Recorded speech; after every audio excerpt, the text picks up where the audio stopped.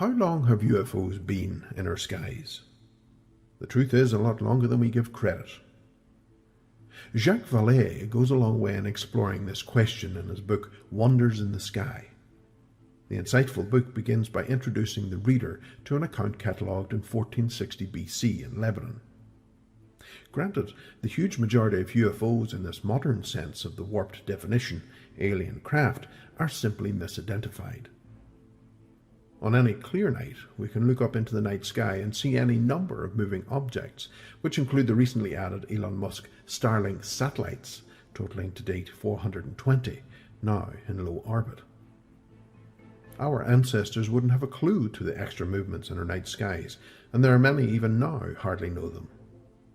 But belief in little green men really took hold after the 1940s, allegedly, after the first atom explosion, which ultimately led to the rapid destruction of both Hiroshima on August 6, 1945, and Nagasaki on the 9th of August, levelling both cities, ending the lives of upwards of 230,000 people.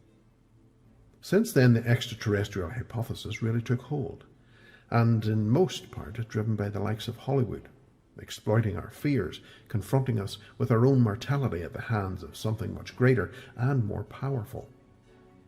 However, if we step back from this heavily supported hypothesis and look at the facts, things aren't as we first perceived them to be. For anyone who has openly delved into the research, it soon becomes clear that there is something weird going on. But to accomplish a balanced perspective of the various research paths, we have to be open to the fact that there is a distinct conscious connection with whatever these things are.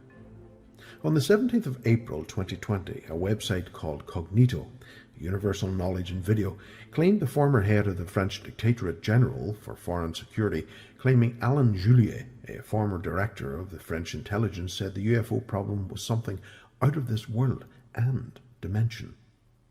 Can we afford to scoff at these men who held such power over our lives, considering the whole global situation with the current pandemic? These people in power are making us stay at home, isolate from our friends and families. Do we scoff at their requests? Then why would we scoff at their possible knowledge into things outside of the mainstream, which would greatly affect our paradigm? In 2013, former Canadian Defence Minister Paul Hellyer spoke freely in the presence of 6 congressmen in Washington, D.C. about the presence of alien life on Earth and their involvement in government affairs and controlling the global population. If these people in power are crazy, why on earth have we, the electorate, placed them in these seats of power? When we delve into the quagmire further, we discover researcher Mac Tonnes stated the UFO sightings and encounters seem intrinsically stage-managed. As he puts it, genuine ET visitors would probably have little need for any conspicuous maneuvers and trace evidence that form the backbone of the ETH. In the event of alien visitation, it is likely we'd never see the objects resembling recognizable craft, let alone vehicles encumbered with attention-grabbing lights and adorned with portals. Yet we do. The conundrum of the alien hypothesis has so many twists and turns. As a researcher, we are likely to suffer from whiplash. It becomes more problematic when we consider cases such as Antonio Villas-Boas in 1957, who claimed he had sexual intercourse with a short, fair-skinned female alien inside a UFO that landed on his farm. Before leaving the craft, the alien pointed at her stomach and then at the sky. This implied she would give birth to his baby back on the planet. On this issue, Mac agrees with Jacques Vallée that the union between a human and a genuine extraterrestrial would not be viable. The female alien must have had some human qualities for the successful delivery of a hybrid baby as a result of this encounter. We are then forced to consider the threat implied by foreign bacteria and viruses from these beings. No one up to now seems to have considered the extinction-level threats that could come from spacemen with a runny nose. Yet, time and time again, we have encounters going back through the ages of encounters with strange creatures hell-bent on getting samples from animals and other humans for unknown reasons. From the alien abduction literature, it is obvious that the aliens are obsessed with probing our bodies and the creation of hybrid babies. From this, Mac deduces that the aliens are suffering from a debilitating genetic syndrome and are harvesting us on a regular basis to either solve or at least control this problem.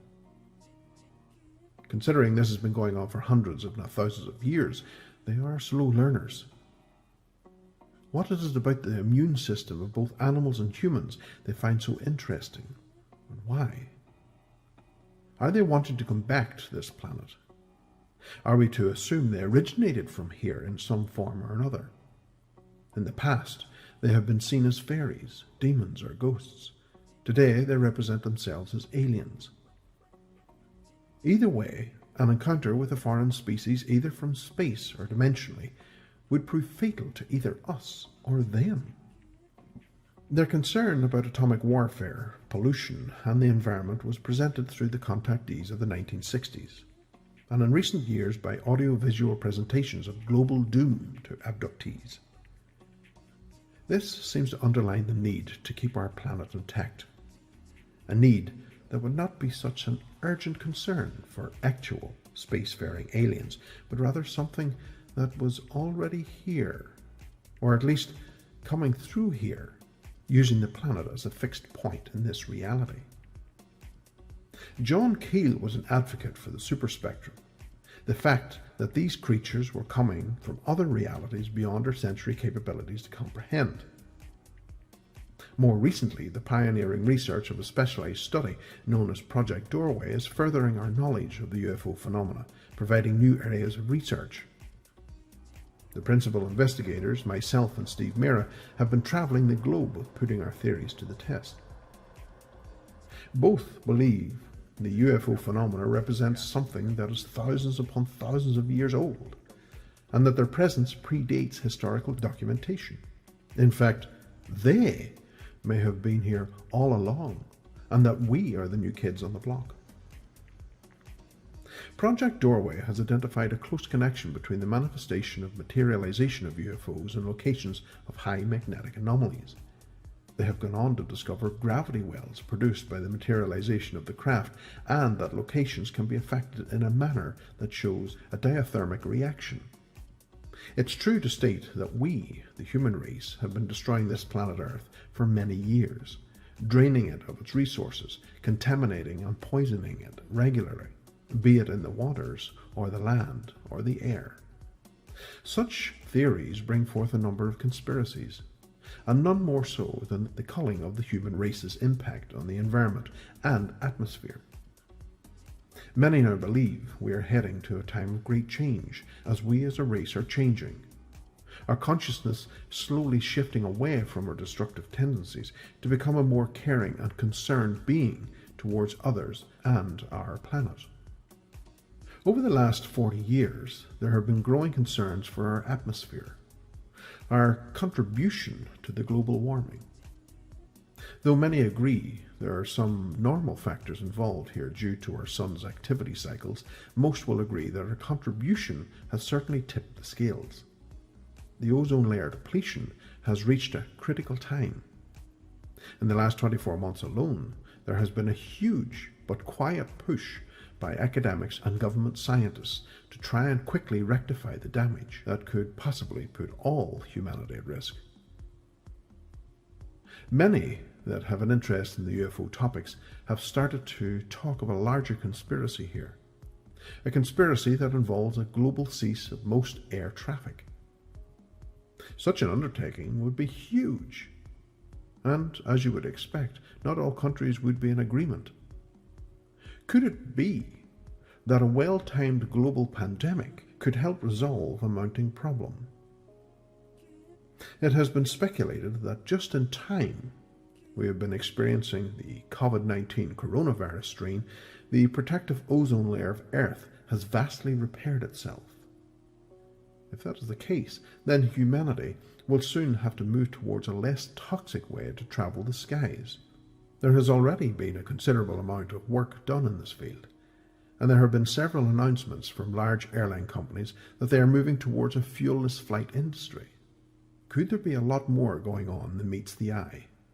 Could these beings, many consider to be extraterrestrial and allegedly working inside our governments, be demanding a change or even initiating it? One thing is for sure. The human race does need to change the way they do things, and fast. Not for our sake, but likely for the sake of our bedfellows living on or in this little piece of the universe.